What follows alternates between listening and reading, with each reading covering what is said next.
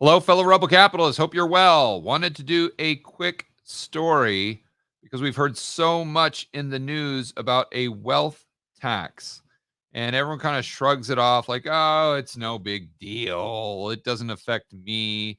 It only affects billionaires. I'm just going to worry about taking my kids to soccer practice or what beer I'm going to drink this weekend for the football game. And that's the extent to which most people consider a wealth tax, but that's because they haven't studied history. Let me show you what I am referring to. First, let's start with this article from usnews.com. This goes back a couple weeks, and most of you will be familiar with this. But initially, the Democrats and the Biden administration came up with this proposal that they would force banks to report every account with $600 and over to the IRS. And the pushback they got is, hey, why are you doing this? You're supposed to be after the billionaires. Do you think the billionaires have an account with $601 in them or in it? Probably not. So you're obviously trying to target the poor and middle class. So what are you doing here?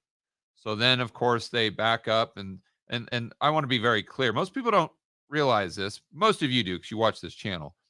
But on Twitter, as an example, they'll always say, "Oh, George, you're too political. You're too political," and it's just obviously they're saying that because they've never watched one of my videos, and if they did, they would realize I dislike both parties equally. I was very tough on Trump in my whiteboard videos back in 2019, and listen, if someone's doing something I don't like, I'm going to tell you about it. I'm not going to pull my punches, and if you want to think that's political or whatever, I don't care. To me, it's just pretty much common sense and telling the truth. So what happened is they backpedaled because they got so much pushback with this $600 proposal, and now it's up to $10,000, as if there are a lot of billionaires out there with $10,001 in their bank account. Like, yeah, oh, don't worry, this isn't going to affect you. Oh, nothing to see here. Move along, move along, move along. It's just affecting the billionaires, just the top 100 people on the planet Earth. Yeah, right. So why is this concerning? What most people say is, oh, George, I don't care. I'm not doing anything wrong. So why should I care if the government spies on me? Why should I care if the IRS knows every little thing I do and can track all of my transactions? Who cares? I'm just buying Starbucks or buying gas for my car to take my kid to school, or just buying beer at the local grocery store for the football game. The government can know about that if they want. I don't care if the IRS knows. But again, this person would be inadvertently admitting they have never studied history. Let me tell you what I'm talking about. First of all, let's go over a wealth tax just to make sure we're all on the same page. So, number one, the central planners here are trying to micromanage your finances to the extent of knowing every single transaction in your bank account. Let's remember the initial proposal was down to $600. So what they're doing is they're saying, okay, we need to micromanage this prior to having a central bank digital currency. Because once we have a central bank digital currency, then it's all centralized and they'll know every transaction down to $0. It's not even going to matter then. But I think this is just kind of a quick fix for them. So we know that they're trying to micromanage your finances and trying to, collect as much data on you as they can. But there's more to it than that. Let's think about what a wealth tax is or how it would work in practice. We've heard Elizabeth Warren talk about this. We've heard AOC talk about it. We've heard Bernie Sanders talk about this.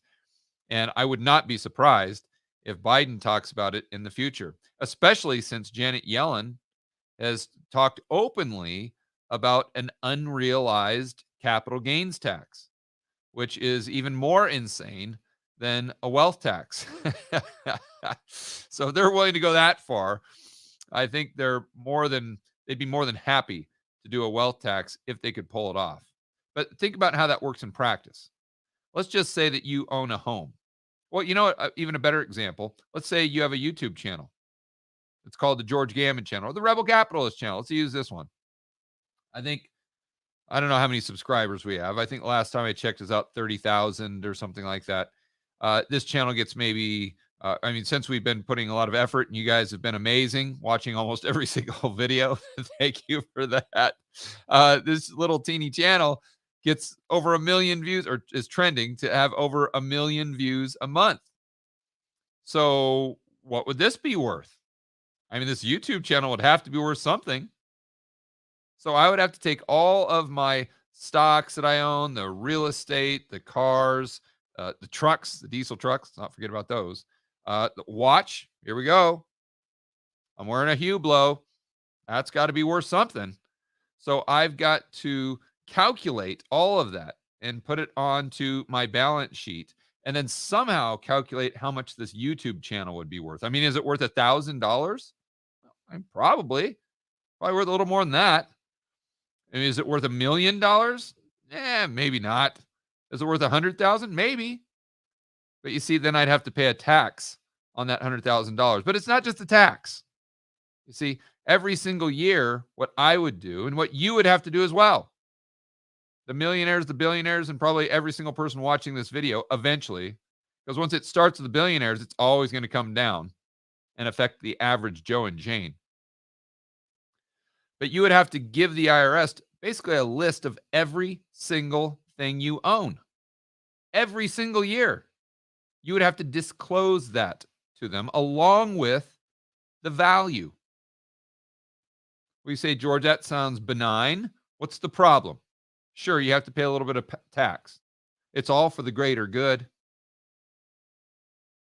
But what we don't realize is that certain countries, when they get people in charge that may have objectives that are contrary to the benefit of society at large, let's say, meaning they're trying to gain power and control, and they're sociopaths, they have used things like wealth taxes, not in a way that is benign, not that a wealth tax in and of itself is benign, but in a way that is meant to spy on you and every individual in the real economy to determine not only how much you have, but what you have and where it is. Why would they do this? So they can steal it. And you say, oh, George, now you're just getting ridiculous. Really? What happened in the 1930s with gold? Say, oh, the government didn't steal it. They just took it from us. Yes. Oh, that's way different. Much better wording. But let's not forget about other countries in the 1930s, such as this country. And you guys can read this. We're going to keep it YouTube friendly here. So this was 1938. They had what was essentially a wealth tax in this country, where they made all of these people register every single thing they had, down to their watch, down to their YouTube channel, down to their automobile, their stocks, their house, absolutely everything. Why did they do this? Because at the end of the day, it was far easier to steal, which is what they did. So I'm not saying that you should lose sleep over this if you're an American. Like everything else, I'm saying you should be cognizant of it, because there's a greater probability than zero that we see something like this play out in the United States or in the Western world. Let's just think about this time in which we live. If I would have told you in 2019 that in a year's time, or a little over a year's time, that certain parts of Australia would be a totalitarian police state where they only allow their citizens out of the house for an hour a day, what would you have told me? You would have told me I was insane, that I was a tinfoil hatter, that I was fear mongering, that I was a conspiracy theorist. what happened. You see, that's my point. It's like the Lenin quote that I use all the time. And we have to understand that well. There are decades that go by that nothing happens. And then there's weeks that go by that decades happen. We need to understand that we are living in a time frame right now where we are seeing decades happen right in front of our eyes. And the stuff we thought was impossible in 2019, or the stuff we thought was a nightmare, or it was so nightmarish that it could never happen, has turned into reality in 2020 and 2021. So I think everything's on the table. When I'm talking about a wealth tax, making it easier for governments to steal, you may have the exact same impression of that you would have had if I would have told you about the lockdowns in 2019, that it's impossible.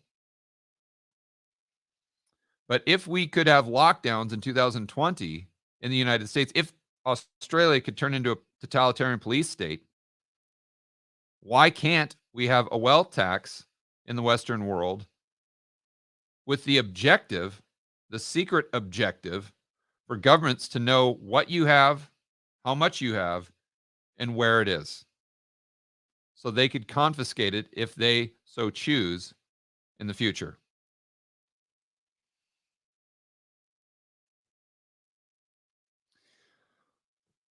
Hi, George. If you lived in Australia and couldn't leave for whatever reason, would you buy real estate in Australia? I don't even know how to answer that, Josh. I would buy real estate on the Titanic prior to buying real estate in Australia right now. Hopefully that answers your question. I think that if you buy real estate in Australia right now, it is akin to buying real estate as they were setting up the first bricks of the Berlin Wall. It's the exact same thing. Just like buying real estate in East Germany, as you could look out your window and see them constructing the Berlin Wall. I think, hope that answer the question. Okay, great. All right, guys, enjoy the rest of your afternoon. Remember to stand up, fight for freedom, liberty, free market capitalism. We'll see you in the next video.